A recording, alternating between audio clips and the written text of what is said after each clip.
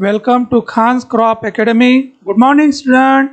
We are going to learn Agriculture Science and Technology Standard 12, Chapter number 5, Farm Management. In previous lecture, explained the function of farm manager or role of farm manager. तर विद्यार्थी मित्रांनो, या अगोदर आपण या टॉपिकवर 3 lecture complete केलेले आहेत. त्या तिसऱ्या लेक्चरमध्ये आपण बघत होतो रोल ऑफ फार्म मॅनेजमेंट और फंक्शन ऑफ फार्म मॅनेजर. तर मॅनेजरचे रोल काय, मॅनेजर कशा पद्धतीचं असायला पाहिजे, त्याचे रोल काय, त्याचे कार्य काय, हे आपण या अगोदरच्या लेक्चरमध्ये एक्सप्लेन केलेले आहेत.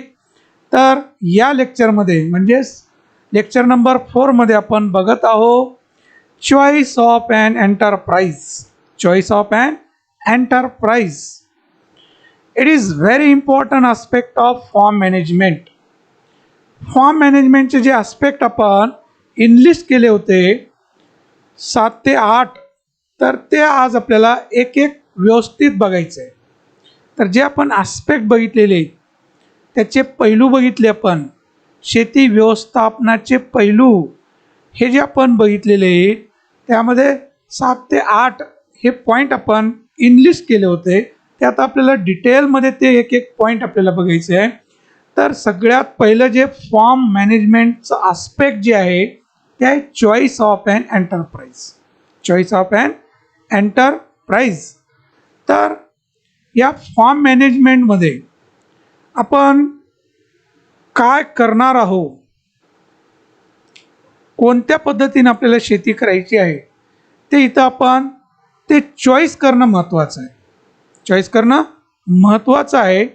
It is the first and important decision one has to take before starting of farming on a business line. कोणत्याही क्षेत्रामध्ये जेव्हा बिझनेस हा जो शब्द येतो ते आल्यानंतर ते सुरू करण्या अगोदर आपण काय सुरू करायचं आहे हे आपण विचार करायला पाहिजे. ते चॉईस करणं महत्त्वाचं आहे. तसं शेती हे काय बिझनेस आहे. या बिझनेस हेतून जर शेती करत असाल तर चॉईस ऑफ ॲन एंटरप्राइज येणारच. Farmer should decide whether to adopt one crop farming or diversified farming or vegetable cultivation or fruit cultivation or mixed farming. आता शेतकऱ्यासमोर प्रश्न येतं की आपण वन क्रॉप फार्मिंग घ्यायचं का डायव्हर्सिफाईड फार्मिंग करायचं का व्हेजिटेबल फार्मिंग करायचं का फ्रूट फार्मिंग करायचं काय मिक्सड फार्मिंग करायचं, हे प्रश्न निर्माण होणार ना. आपल्याला एक पीक पद्धत घ्यायची आहे का आपल्याला आणखीन डायव्हर्सिफाईड अनेक पिकं घ्यायची का अन्य त्याबरोबर शेती संलग्न व्यवसाय करायचे, हे ठरवणं महत्त्वाचं आहे. ते चॉईस करणं महत्त्वाचं आहे. तर पहिलं आहे वन क्रॉप फार्मिंग. त्या चॉईस ऑफ ॲन एंटरप्राइजमध्ये पहिलं आहे वन क्रॉप फार्मिंग.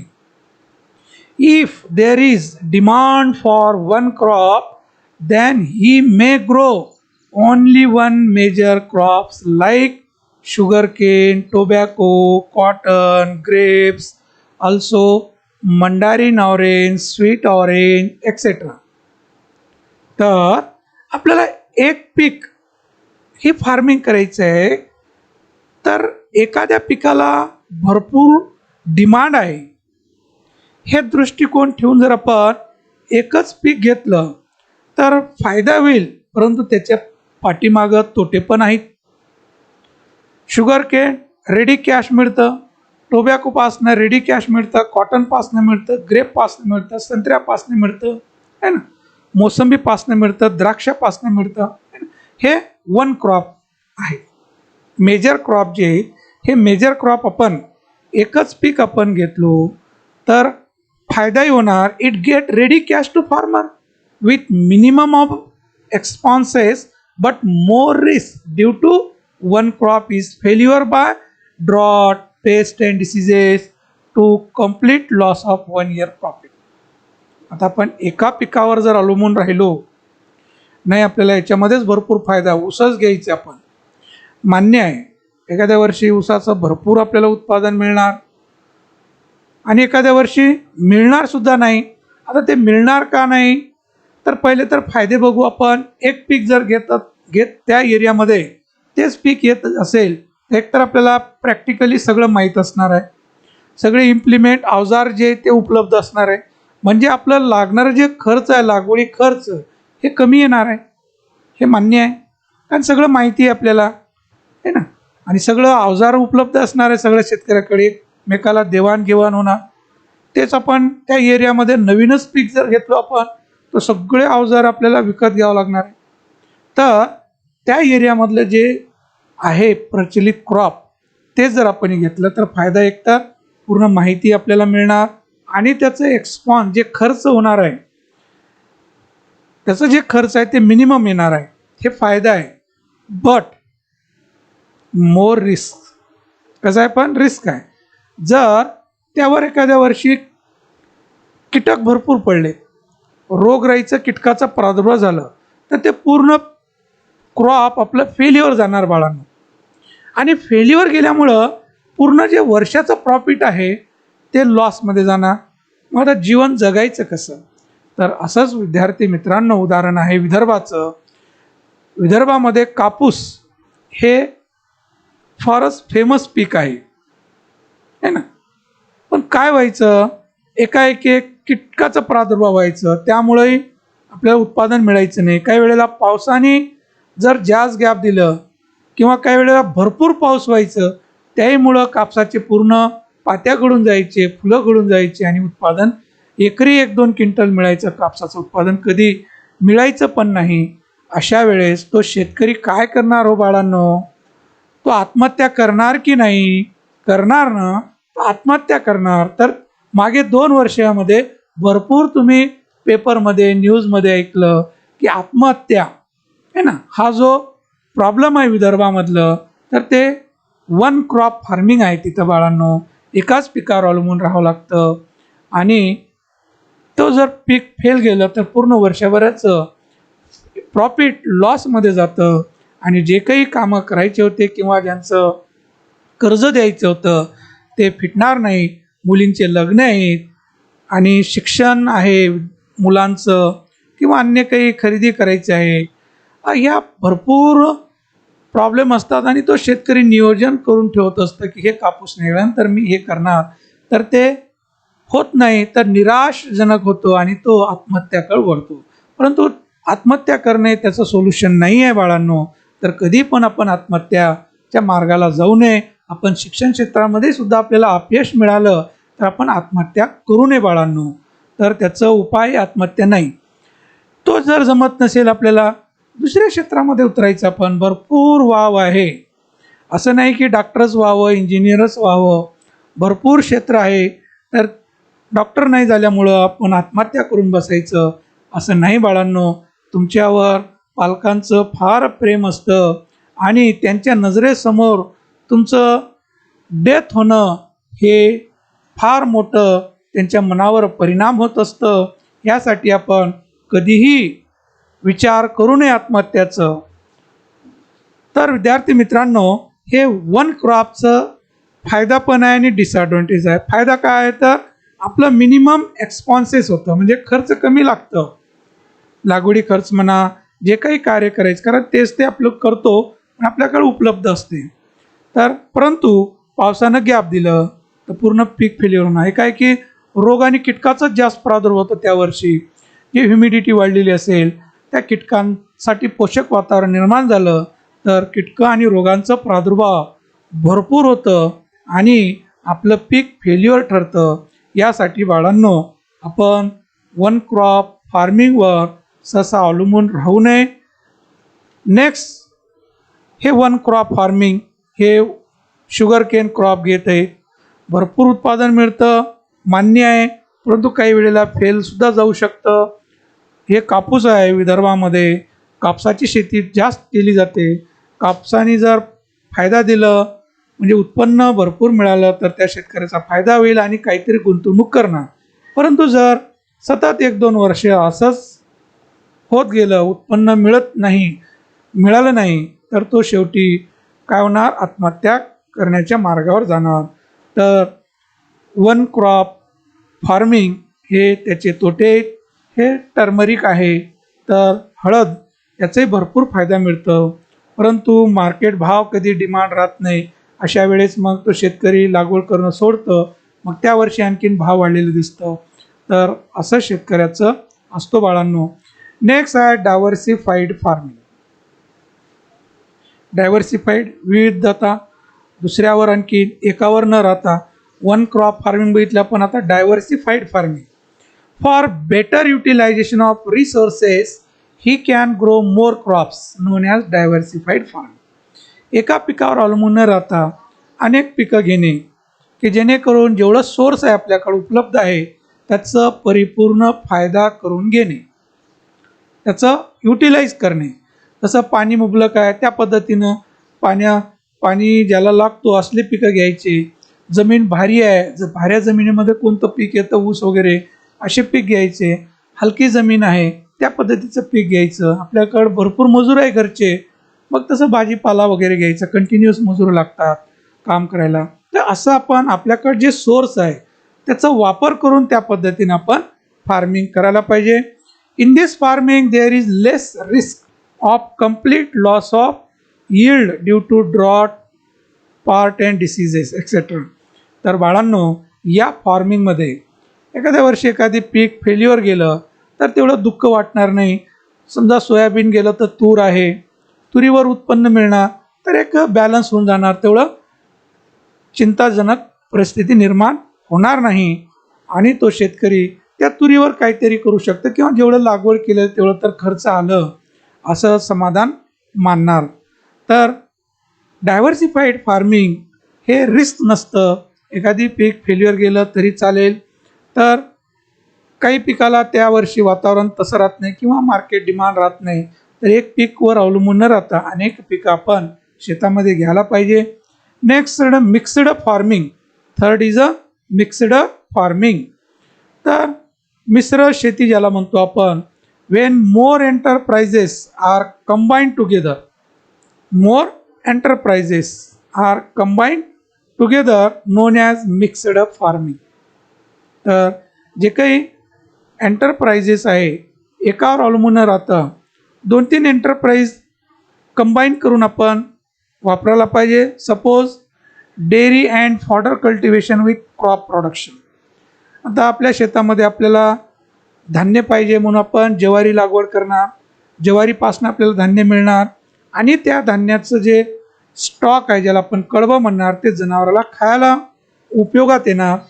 आणि ते उपलब्ध असल्यामुळं, फॉडर उपलब्ध असल्यामुळं आपण 2-3 म्हशी किंवा 2-3 गाई किंवा जनावर आपण सांभाळू शकतो. म्हणजे शेती संलग्न आपल्याला पीक तर आहे, धान्य आपल्यासाठी, वैरण जनावरासाठी, आणि जनावराचं जे काही उत्पन्न मिळतं आपल्याला दुधापासनं म्हणा, किंवा त्याचं ते वासरू बैल वगैरे आहे ते 2-3 वर्षांनी मोठं नंतर आणखी 4-5 वर्ष त्याला सांभाळलं तर आणखी 50,000 वगैरे जोडी जाते, किंवा एक बैलसुद्धा जाऊ शकतं. अशा पद्धतीनं हे उत्पादन मिळतं. तर दुधाच्या खर्चावरून आपल्या मुलाबाळाचं शिक्षण आपण व्यवस्थित पार पाडू शकतो. म्हणजे ताण येणार नाही, म्हणजे रेडी कॅश सुरू राहणार आणि त्यामुळं आपलं घर खर्च चालणार. कारण घर खर्च चालायसुद्धा भरपूर पैसा लागतं आणि खिशात पैसा नसेल तर तेव्हा डोकंही चालत नसतं बाळांनो. यासाठी डेली आपलं रिसोर्स चालू असायला पाहिजे. त्यासाठी आपण कॅटल रेझिंग करायला पाहिजे, पोल्ट्री विथ क्रॉप प्रोडक्शन. त्याचबरोबर आपण पोल्ट्री फार्मसुद्धा आपल्या शेतीमध्ये आपण त्या जमिनीचं वापर एखादी पोल्ट्री फार्म उभारू शकतो आणि त्या पोल्ट्रीला जे फीड आहे ते आपल्या शेतामधलंच धान्य आपण भरडून त्याला खायला देऊ शकतो. तर असं संलग्न आपल्याला करता येतं. It get more profit. यामुळं काय होणार, जास्त प्रॉफिट मिळणार. एक तर शेताचंही उत्पादन मिळणार आणि त्याचंही मिळणार. एखाद्या वेळेस पीक फेल्युअर गेलं तर त्याच्यावर आपल्याला उपजीविका करता येतं.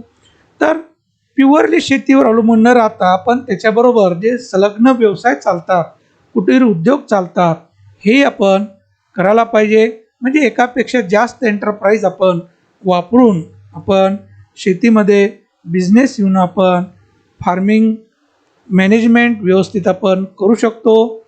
तर या पद्धतीनं आपण वेगवेगळे पिकं ॲट ए टाईम घेऊन आपली उपजीविका भागू शकतो. नेक्स्ट हे आहे मिक्सड फार्मिंग. 2-3 पिकं आपल्या शेतामध्ये हे पूर्ण शेताचं लेआउट करायचं, वर उंच ठिकाणी वेगळं लावायचं, खाली वेगळे पिकं घ्यायचे.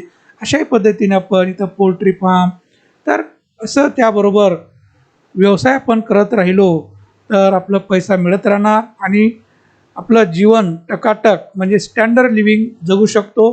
कारण खिशामध्ये पैसा असणं फारच आवश्यक आहे, तरच डोकं चालतं असली म्हण आहे. आणि पैसा पैशाकडे जातो असं जे म्हणतो आपण, तर काही गुंतवणूक केल्यानंतर त्यापासून आपल्याला काहीतरी मिळणारच आहे. तर त्यासाठी आपण म्हणतो की पैसा पैशाकडे जातं. असं होत नाही बाळांनो की हजाराचं बंडल ठेवलं आपण टेबलावर तर दुसऱ्या दिवशी दुसरे 1,000 त्याच्याबरोबर येणार, असं होईल का? नाही. युटिलाइज त्याचा खर्च आपण कसं करतो, तर ते हजाराचे इन्व्हेस्टमेंट केलं आपण तर त्याचे 2,000 होऊनही आपल्याला मिळणार. तर हे इन्व्हेस्टमेंटही करणं गरजेचं आहे. तर हेच आपल्याला फार्म मॅनेजमेंटमध्ये शिकवता येतं. नेक्स्ट चौथा आहे fourth, vegetable and fruit cultivation. If the farm is near the city or town, then he may grow vegetable, fruits and flowers complementary to each other. तर कॉम्प्लिमेंटरी एकमेकावर असं अवलंबून असणार आहे ना. तर या पद्धतीनं आपली शेती जी आहे मोठ्या शहराकडे आहे किंवा तिथून इझिली आपण मोठ्या शहराला सप्लाय करू शकतो. अशी जर आपली जमीन असेल तर तिथं आपण व्हेजिटेबल क्रॉप म्हणजेच भाजीपाला घेऊ शकतो आणि इझिली सकाळी फ्रेश भाजीपाला आपण त्या मार्केटला सप्लाय करून भरपूर पैसा आपल्याला मिळू शकतो. ते आपण फळझाडसुद्धा घेऊ शकतो की जेणेकरून आपल्याला ते फळं त्या मार्केटमध्ये इझिली सप्लाय करता येईल आणि आपल्याला नेट प्रॉफिट भरपूर मिळणार. This helps in saving the expenditure. जे काही खर्च लागणार आहे त्यामध्ये बचत होणार आहे. एक ट्रान्सपोर्टेशनचा खर्च आहे आणि जे काही खर्च येणार आहे ते कमी येणार. इथं रोडच्या कडेला असेल जमीन, शहराच्या बाजूला असेल तर खर्चही कमी येणार बाळांनो. Farmer has to choose any one above farming system by considering their advantages and disadvantage. आता यामध्ये व्हेजिटेबलच घ्यायचं का फळझाडच घ्यायचं किंवा वन क्रॉप फार्मिंग करायचं का डायव्हर्सिफाईंग फार्मिंग करायचं का मिक्सड फार्मिंग करायचं, हे आपण त्याचे फायदे तोटे बघून डिसाईड करायला पाहिजे की हे घेतलं त्याचे फायदे किती आहेत तोटे किती आहेत. हे आपण एंटरप्राइज चॉईस ऑफ एंटरप्राइज करताना हे आपण बघणे तेवढंही महत्त्वाचं आहे की त्याचे तोटे किती आहेत आणि फायदे किती आहेत. त्यानुसार आपण ते चॉईस करायला पाहिजे. तर बाळांनो हे फळझाड अशाही पद्धतीनं आपण भरपूर उत्पादन फळझाडामध्ये घेऊ शकतो, भाजीपाल्यामध्ये घेऊ शकतो. नेक्स्ट पॉईंट आहे फार्म आस्पेक्ट ऑफ फार्म मॅनेजमेंटचं सेकंड जे आहे सिलेक्शन ऑफ द फार्म. पहिलं झालं choice of an enterprise, second selection of the farm है ना. आपण एंटरप्राइज चॉईस केलं की आपल्याला one crop, mix farming, diversified काय करायचं ते निवडलं. आता आपल्याला त्या पद्धतीचं आपल्याला शेत सिलेक्शन करणं आवश्यक आहे, निवडणी करणं आवश्यक आहे. लक्षात, म्हणजे अजून आपण शेती वगैरे घेतलेली नाही लक्षात. तर कोणताही बिझनेस करण्या अगोदर हे सगळं प्लॅनिंग करणं आवश्यक आहे.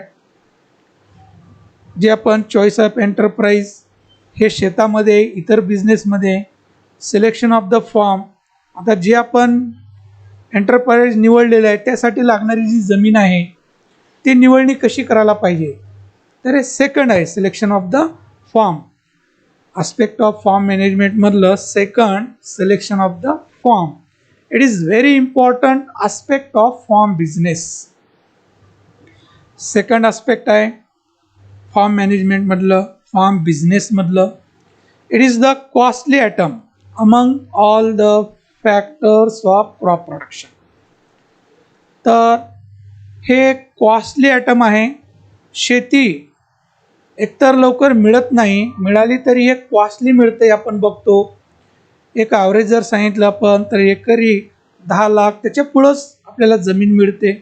म्हणजे सगळ्यात मोठं इन्व्हेस्टमेंट खर्च जे आहे ते शेती खरेदीवर होत असते. आणि जेवढं बाकी जे आहे ते एकीकडे असतं. आणि जमिनी जी महाग झालेली आहे, महागडी शेती जी म्हणतो आपण, तर जमिनीला व्हॅल्यू भरपूर आलेली आहे. आणि त्यासाठी हे फार कॉस्टली आयटम आहे. आणि त्यासाठी जर आपण एखादी जमीन विकत घेतली आणि ते आपल्याला आणखीन पुन्हा विकायची आहे तर थोडेफार प्रॉब्लेम येतात, किंवा त्यामध्ये जे काही प्रॉब्लेम आलेले असतील तर ते रेक्टिफाईड करणे सोपं नाही. यासाठी फारच काळजीपूर्वक आपण सिलेक्शन ऑफ द फार्म करणं आवश्यक आहे. Once the capital is invested in the purchase of land it get locked. एकदा आपण हे खरेदी केलं तर नंतर हे पुन्हा दुसरी जमीन आपण लवकर घेऊ शकत नाही. त्यासाठी आपण विचारपूर्वकच आपण हे नियोजन करायला पाहिजे. Any mistake made at this stage adversely affect on the performance of the farming business. तर बाळांनो, जर त्याच्यामध्ये चूक झाली असेल तर ती चूक आपल्याला दुरुस्त करता येत नाही. यासाठी आपण फॉर्म सिलेक्शन करत असताना सगळ्याच बाबी आपण कन्सिडर करून ती जमीन निवडणी करायला पाहिजे. तर there are so many factors which are consideration while selection of the farms. आता जे फॉर्म आपण सिलेक्शन करणार आहोत त्याचे भरपूर फॅक्टर आहेत.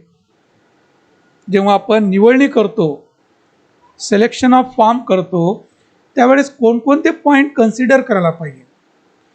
तर ते भरपूर फॅक्टर आहे. त्यामधलं पहिलं फिजिकल फॅक्टर आहे, सेकंड आहे इकॉनॉमिकल फॅक्टर आहे, थर्ड सोशल फॅक्टर आहे, आणि फोर्थ पर्सनल फॅक्टर आहे. These are the major 4 factor consider at the time of selection of the farm. जेव्हा फॉर्म निवडणी करतो आपण तर 4 फॅक्टर आपल्या डोळ्यासमोर ठेवायला पाहिजे आणि त्यानुसार आपण सिलेक्शन ऑफ फॉर्म करायला पाहिजे. तर पहिलं बघू आपण फिजिकल फॅक्टर. फिजिकल फॅक्टर भौतिक ज्याला म्हणतो आपण, त्यामध्ये पहिलं क्लायमॅटिक फॅक्टर आहे. It should be suitable for an enterprise and the crops to be grown as well as should be suitable to one's health. लक्षात.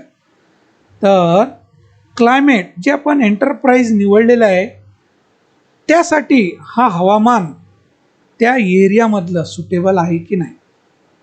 आपण बघतो विदर्भामध्ये संत्रा पिकतं आहे ना, आपल्या मराठवाड्यामध्ये काय पिकतं, आपल्याकडं डाळिंबे येतात, द्राक्षे पण येतात, पपई पण येते. तेच आपण पश्चिम महाराष्ट्रामध्ये, कोकणमध्ये आंबा येतो, नारळ येतं. जर आज आपण बघितलं नारळाचं भरपूर उत्पादन मिळताना आपण नारळ लावून बसतो, तर कशावर अफेक्ट करतं, क्लायमेटिक फॅक्टर. विदर्भात संत्रा चांगला येतं म्हणजे आपण इथं लावायचं का नाही. हवामानाचं बदल, हवामान आपण चेंज करू शकतो का, नाही करत. आता नवीन जे आलेलं आहे इस्रायल तंत्रज्ञान त्यानुसार आपण करू शकतो, परंतु फार खर्चिक आहे ना. तर पहिलं physical factor climatic factor consider. Depend upon enterprise. Enterprise कोणतं निवडलं आपण त्यानुसार तसं हवामान आहे का हे डिसाईड कर. त्याचं आरोग्याला, त्याचं हेल्थला सुटेबल आहे का. तर बऱ्याच वेळा रोगराईचा प्रादुर्भाव भरपूर होतं, ते बघणं आवश्यक आहे. Next soil. The soil should be fertile and productive. तर त्या पिकासाठी ती जमीन उत्पादकता आहे का, सुपीक जमीन आहे का. Other factor like soil texture, त्याची भौतिक रचना कशी आहे, structure, depth of soil, colour etcetera. आता जमिनीचं टेक्चर आहे, स्ट्रक्चर आहे, डेप्थ आहे आणि कलर आहे, ह्या ज्या गोष्टी आहे ह्या गोष्टी आपण जमीन निवडणी करत असताना बघणंही आवश्यक आहे. Then third, topography. The land should be levelled and not undulating. शक्यतो जमीन हे प्लेन असायला पाहिजे म्हणतो आपण, चढ उताराची नसायला पाहिजे. प्लेन बघतो आपण, म्हणजे ते टोपोग्राफी बघतो आपण. Farmer can change the topography of the land but it requires heavy expenditure. Heavy expenditure. तर जमीन आपल्याला लेवल करता येते, परंतु खर्चिक आहे बाब आहे ना. खर्चिक बाब आहे की चढावरलं पूर्ण काढून टाकणे, तर तेव्हा जे सुपीक जमिनीचं वरचं थर असतं ते निघून जाणार आणि ती जमीन उत्पादकता राहणार नाही. लेवल करू शकतो, खर्चिक आहे ना. तर ह्या गोष्टी आपण बघायला पाहिजे. Topography is a important from the point of soil erosion, drainage, irrigation, use of machineries. तर टोपोग्राफी कशासाठी पॉईंट महत्त्वाचा आहे, तर जमिनीची धूप. तर उतार जास्त असेल तर वरची माती वाहून खाली जाणार. ड्रेनेजचं प्रॉब्लेम येत असतं आहे ना, तर वरचं पाणी खाली जाऊन तिथं साचून राहतं, तिथं पिकाचं नुकसान होतं. मग इरिगेशन करण्यासाठी वरच्या चढावर पाणी जात नाही, तर हे प्रॉब्लेम येतात ओलीत करत असताना. आणि जे मशिनरीज आपण जे वापरतो शेतामध्ये, फार्म मशिनरीज, त्यालाही प्रॉब्लेम येणार. तर या गोष्टी आपण कन्सिडर करून त्या पद्धतीची जमीन आपण निवडायला पाहिजे. तर या फिजिकल फॅक्टरमध्ये मेन क्लायमेटिक फॅक्टर लँड म्हणजे सॉईल.